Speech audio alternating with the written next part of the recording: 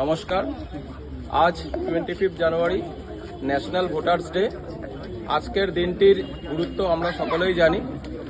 আজকের দিন election commission of India established হয়েছিল, তার জন্য প্রত্যেক বছরই আজকের দিনটি ন্যাশনাল ভোটার ডে হিসাবে সেলিব্রেট করা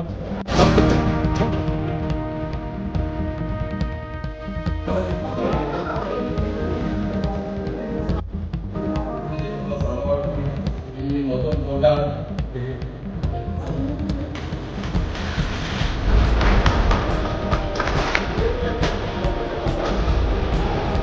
Okay.